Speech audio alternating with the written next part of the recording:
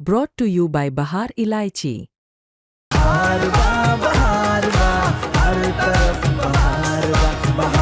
बहारवा, हर तरफ बहारवा। 14 सितंबर को Asia cup में पाकिस्तान बुरी तरह से हारा और उसके बाद से पाकिस्तान के जो पूर्व क्रिकेटर हैं वो लगातार विवादित बयान दे रहे हैं, अभद्र गंदे शब्दों में बात कर रहे हैं। ज़्यादा जानकारी के लिए चलते हैं विपिन जी के पास। विपिन जी, मोहम्मद यूसुफ का बयान आया।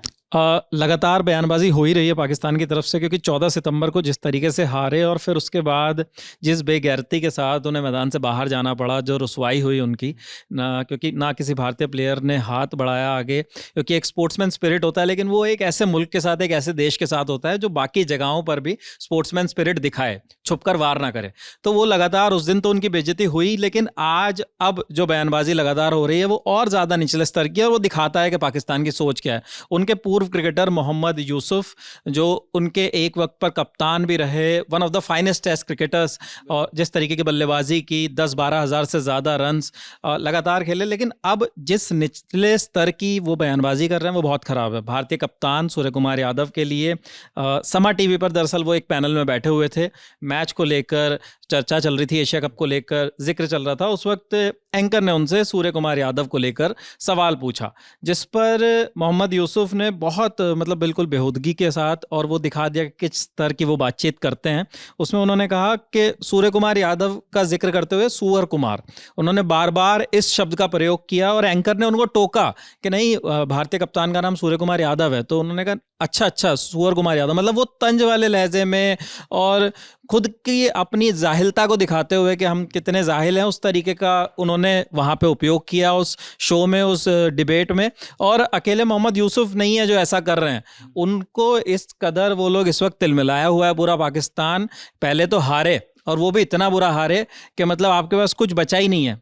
उसके बाद फिर आपको आईसीसी में, एसीसी में जाकर मुंह की खानी पड़ी, क्योंकि आईसीसी ने मना कर दिया कि मैच रेफरी पर कोई एक्शन नहीं होगा।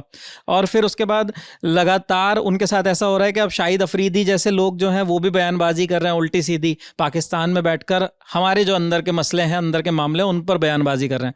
तो पाकिस्तान बहुत ज़्यादा बौखलाया हुआ है इस वक्त एशिया कप में, और ये बौखलाहट हाथ मिलाने से ज़्यादा इस चीज़ की है कि वो एशिया कप से बाहर होने के कगार पर भी हैं एक तरीके से। टाइटल तो उनके हाथ आना बहुत मुश्किल मुझे नज़र आता है। अभी वो सेमीफाइनल्स में पहुंचना मुश्किल है। भारत सेमीफाइनल में पहुंच गया है और वो सेमीफाइनल में पहुंचने के लिए उनको यूएई से भिड़ना है, फिर सेमीफाइनल में पहुंचते भी हैं या अगले स्टेज में पहुंचते भी हैं, तो वहाँ पर कैसा प्रदर्शन करेंगे। क्योंकि जो टीम T20 क्रिकेट में 13 ओवर में 60-62 रन बनाकर खेल रही हो, तो आप अंदाज़ा लगा सकते हैं कि किस तरीके का प्रदर्शन उनका इस टूर्नामेंट में रह रहा है। तो ये बौखलाहट सारी वही है गौरव जी, मुझे जो लगता है। बिल्कुल, और दर्शकों को बता दें कि समा टीवी के जिस प्रोग्राम में उन्होंने कहा, वो एक बार नहीं, कम से कम 3-4 बार जो है वो बार बार एंकर उनको बोल रहे हैं कि सूर्य कुमार यादव है, और बार बार वो जो है सूअर कुमार कह रहे हैं। यानी वो जानबूझकर गंदे शब्दों का इस्तेमाल कर रहे हैं। और इससे पहले उनके टीममेट शाहिद अफरीदी हैं, उन्होंने भारत सरकार के खिलाफ कहा कि ये हिंदू मुस्लिम को लड़ाते हैं, और इनके यहाँ राहुल गांधी हैं जो पाकिस्तान से बातचीत करना चाहते हैं। तो भारत की जो सियासत है उसमें चाहते हैं कि वो पार्टियां आपस में बट जाएं और एक दूसरे के खिलाफ बयानबाजी करें। और कुछ हद तक वो ये दिख भी रहा है कि बीजेपी और कांग्रेस जो है इस मुद्दे को एक दूसरे के खिलाफ जो है सवाल जवाब उसमें कर रहे हैं। और शाहिद अफरीदी विपिन कश्मीर को लेकर अक्सर बोलते रहे हैं, और सेना प्रो सेना जो है वो उनका स्टेटमेंट रहा है। देखिए, शाहिद अफरीदी के लिए कोई नई बात नहीं है इस तरीके की बयानबाजी करना, क्योंकि उनके क्रिकेटर्स जो हैं जब वो टीम से बाहर हो जाते हैं तो वो इस तरीके की चीज़ें। और शाहिद अफरीदी जब क्रिकेट खेला करते थे तो उस वक्त भी उनकी एवरेज को लेकर बड़ी परेशानी थी उनकी टीम के अंदर कि यार ठीक है, वो अच्छा खेलता है, पहली बार पे छक्का मार देता है, लेकिन 3 बॉल के बाद तो आउट ही हो जाता है। तो आप कितनी उम्मीद करोगे उस क्रिकेटर से। खैर, वो अलग मसला है। उसके बाद अब वो खेल से भी निचले स्तर पर तो जा चुके हैं। वो पहलगाम अटैक हुआ, उसके बाद उन्होंने बेहुदगी वाली बयानबाजी की थी। उसके बाद वो अपने देश में उस विक्ट्री जुलूस में शामिल हुए जो विक्ट्री थी भी या नहीं, ये उनके मुल्क में भी लोगों को डाउट है। खैर, वो अलग चीज़ है। जब क्रिकेट खेला करते थे उस वक्त भी वो ऐसी बयानबाजी करते थे, और धर्म के नाम पर पुराने भी उनके ऐसे बयानात रहे हैं कि वो टीवी पर भारतीय शो को देखकर उनकी बेटी घर में जब वो देखा करती थी तो उन्होंने उस वक्त भी टीवी तोड़ दिया था।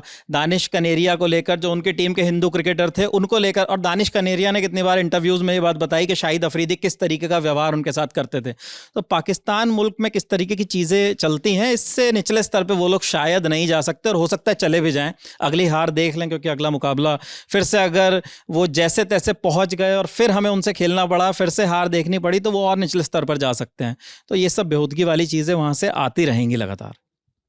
तो शाहिद अफरीदी जो कह रहे हैं उसमें एक बात वो ठीक कह रहे हैं कि हमारा फर्स्ट क्लास जो क्रिकेट है यानी पाकिस्तान का, वो बहुत ही निचले स्तर का है, उसमें सुधार होना चाहिए। और पॉलिटिक्स तो छोड़ ही दें वो, क्योंकि वहाँ पे पाकिस्तान में सेना सरकार चलाती है पीछे से। और शाहिद अफरीदी के लिए हिंदुस्तान से यही मैसेज है कि आपने खिसियाना नहीं है, आपने घबराना नहीं है।